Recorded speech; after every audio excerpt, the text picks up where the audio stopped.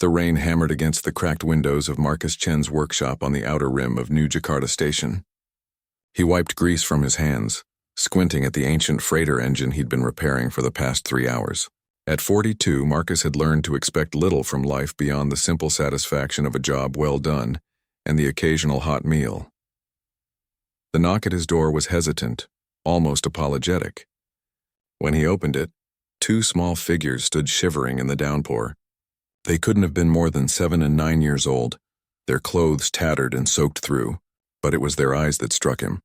Large, luminescent eyes that reflected the station's neon lights in shades of violet and gold. Not human eyes. "Please, sir," the older one said in halting galactic common. "We are hungry. Work for food?"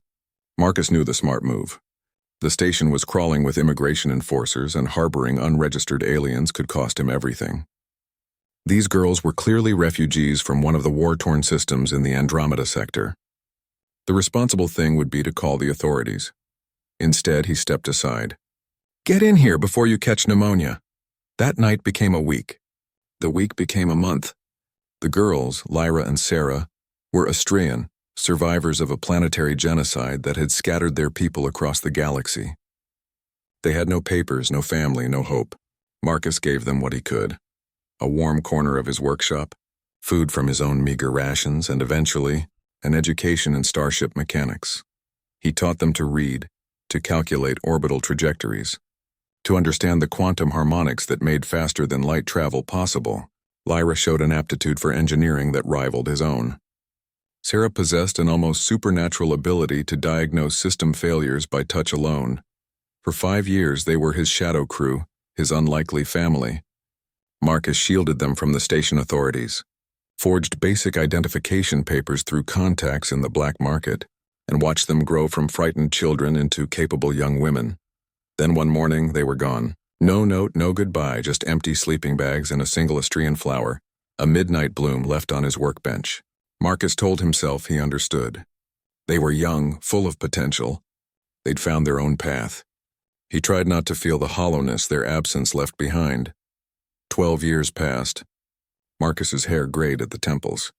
His workshop remained solvent but never prosperous.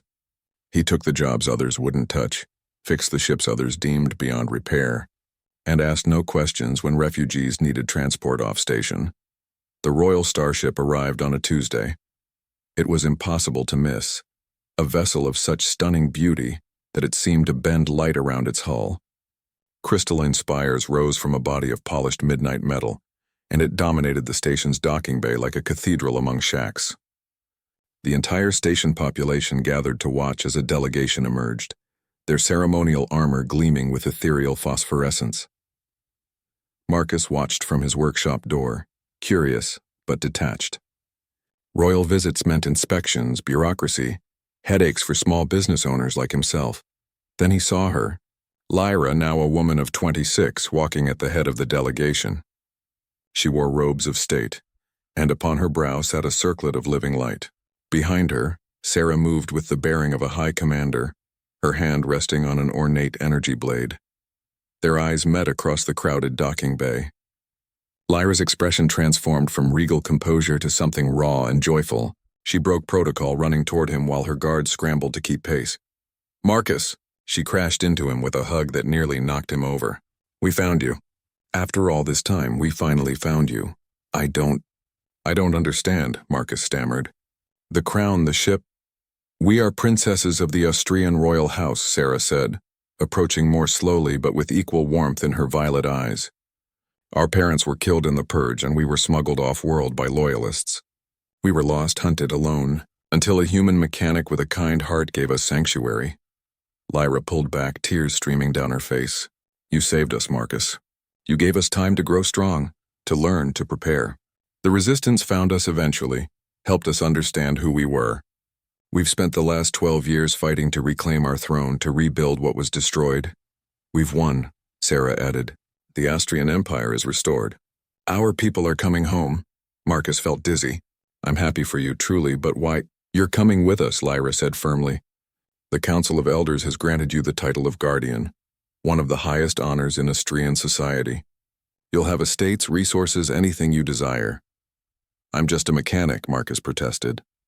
You're the man who saw two terrified children and chose compassion over fear, Sarah said. You're the man who taught us that strength comes not from weapons or crowns, but from the courage to do what's right when no one is watching.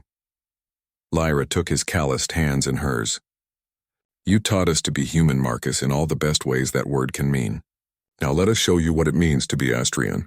Let us give you a home as you once gave us one. Marcus looked at his shabby workshop, then at the magnificent Starship waiting in the bay. He thought about cold nights sharing ration packs, about teaching orbital mechanics by candlelight, about two frightened girls who'd become the daughters he never had. I don't need estates, he said quietly. We know. Lyra smiled. We're bringing your workshop. The whole thing. We've already had it packed. You'll have the finest engineering facility in 7 sectors, and apprentices eager to learn from the man who trained the Royal Engineers. Despite himself, Marcus laughed. It was absurd, impossible, wonderful. Well, he said, I suppose I could use a change of scenery. As they walked toward the Starship together, Marcus realized that kindness, like the ripples on a pond, travels farther than anyone can predict. He'd given 2 orphans shelter from a storm, never imagining that they would one day return to shelter him from the loneliness of a life unlived. The Royal Starship lifted off, carrying a human mechanic toward a destiny written in starlight and gratitude, proof that in a galaxy often cruel, sometimes the universe remembers those who choose to be kind.